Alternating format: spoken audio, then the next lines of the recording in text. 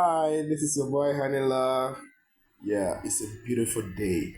Yes, to all my viewers, if you are first time viewing this story, it's a very good story. Today, under age 12 years, 18 years, and above. Alright? Yeah. Please, if you are new here, subscribe to this channel and also, yes, hit the notification button, okay? Yeah, so that anytime I drop a story, you'll be the first person to view this story. Yeah, thank you so much, and I love you all, guys. I love you. Thank you so much for joining this channel, and your life will never be the same. Thank you, and drop comments, okay, upon anything you want me to bring on board, and I will gladly do that. Thank you. Bye. Title: The King of Shadows. Long ago, in the heart of the African savannah, there was a village called Umfazi. It was a quiet, peaceful place, surrounded by tall baobab trees and rivers that sparkled in the sun. But the peace of Umfazi was hiding a dark secret. The villagers whispered among themselves about their king, King Jabari. He had once been a kind ruler, wise and just, but something had changed. The people of Umfazi noticed strange things happening in the kingdom. Crops would wither overnight, animals disappeared without a trace, and sometimes, at night, shadows moved on their own. One evening, three brave young villagers, Ayo, Kofi, and Nia, decided to uncover the truth. They were tired of living in fear. The moon was full, casting an eerie glow over the village when they snuck out to follow King Jabari. He goes into the forest at night, Ayo whispered, as they walked along the narrow path, the trees casting long, menacing shadows. The forest was thick, and the deeper they went, the quieter it became. No birds chirped, no wind blew. It was as if the forest was holding its breath. Suddenly, they saw a flicker of light. Hiding behind a large tree, they watched as King Jabari stood before an ancient tree in a dark clearing. The tree was twisted, its bark black as night, and its roots seemed to move like snakes.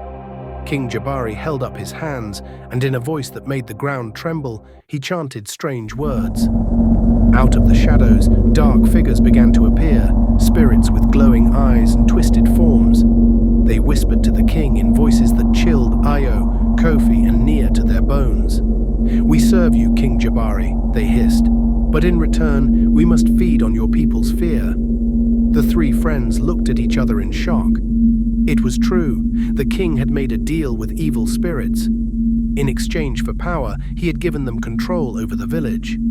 "We must stop this," Nia whispered, her voice shaking. "But how?" Kofi asked, his eyes wide with fear. Ayo, always the boldest, stepped forward. "There is an old story my grandmother told me about the Kijiji Stone.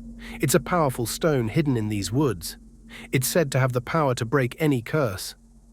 Without wasting another moment, the three friends crept away, determined to find the Kijiji Stone before it was too late. They followed the old paths deeper into the forest, guided only by the faint glow of the moon.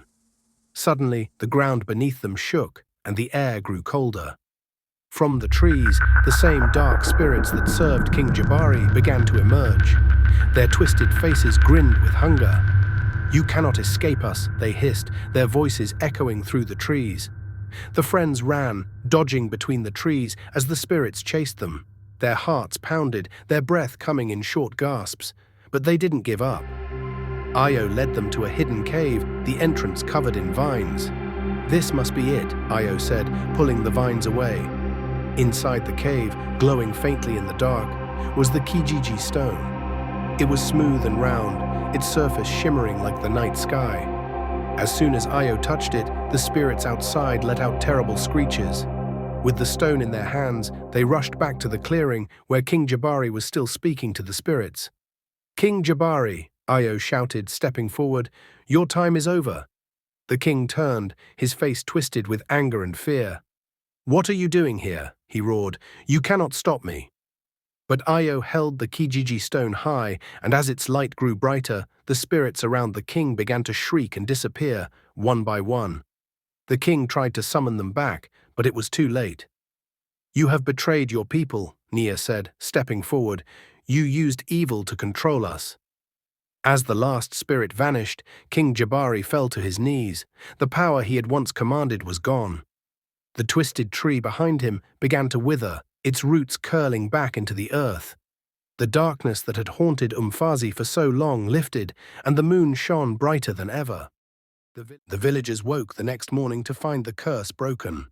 The crops began to grow again, the animals returned, and peace filled the air once more. As for King Jabari, he was taken deep into the forest, never to be seen again. Ayo, Kofi, and Nia were hailed as heroes. They had faced the King of Shadows and freed their village from his dark magic. From that day on, Umfazi lived in peace, and the story of the brave three who had broken the curse was told for generations to come.